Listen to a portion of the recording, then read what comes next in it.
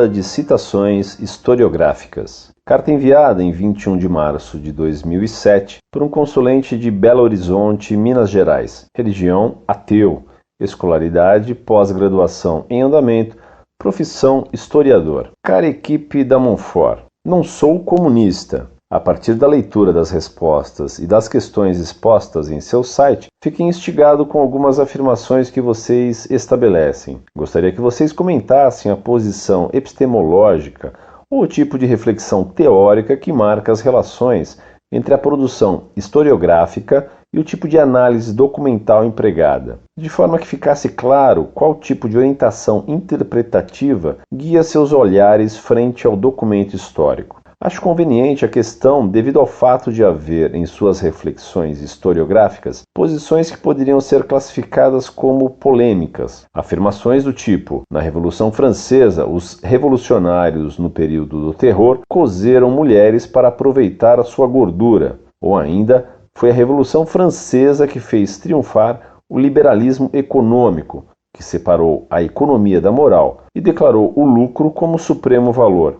Esta última afirmação, a meu ver, peca em desconsiderar a formação do liberalismo na Inglaterra no século XVI e de não levar em conta, por exemplo, as análises de Max Weber sobre o fenômeno da modernidade enquanto processo irredutível a uma causa singular. Esta última, a meu ver, peca em desconsiderar a formação do liberalismo na Inglaterra no século XVI e de não levar em conta, por exemplo, as análises de Max Weber sobre o fenômeno da modernidade enquanto processo irredutível a uma causa singular. Acredito que, como conhecedores honestos da história mundial que vocês são, deveriam substanciar suas respostas com citações historiográficas e documentais que solidifiquem aquilo que vocês afirmam. Por exemplo, as denúncias que vocês fazem acerca dos terrores sofridos pela Igreja Católica nos períodos revolucionários deveriam vir acompanhados de uma densa bibliografia a respeito. Agradeço pelo espaço. Obrigado. Muito prezado, salve Maria. Cartas de respostas a leitores do site, por sua brevidade, não têm a obrigação de documentação de uma tese universitária de história. Todo historiador, ao fazer sua análise dos fatos históricos, faz uma escolha prévia do que considera fato importante a ser descrito. Isso implica que não há história que não se fundamente antes numa filosofia da história, mas numa teologia da história. De qualquer modo, a análise dos documentos investigados exige rigor científico e honestidade em sua análise.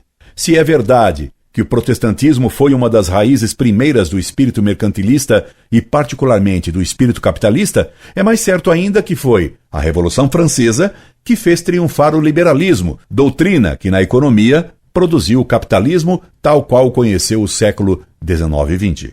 Quanto aos crimes da Revolução Francesa, basta folhear os livros de bibliografia mais comum para que eles sejam superabundantemente confirmados. Estudei a Revolução Francesa por mais de 30 anos e tenho uma vasta biblioteca sobre tais fatos.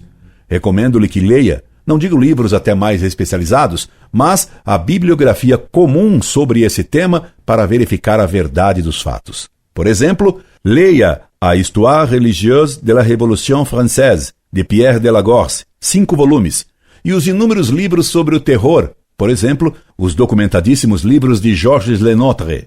E se quiser consultar os arquivos e os textos da legislação revolucionária, não lhe será nada difícil comprovar os horrores praticados pela Revolução Francesa.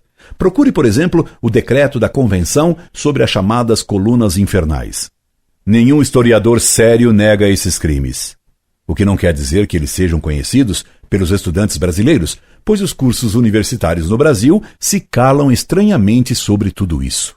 Indo você a Paris, recomendo-lhe que vá à Rue de Vaugirard e que visite lá a Igreja do Carmo. Peça que o levem ao subsolo desta igreja para ver os crânios de mais de 200 de bispos e padres massacrados em setembro de 1792.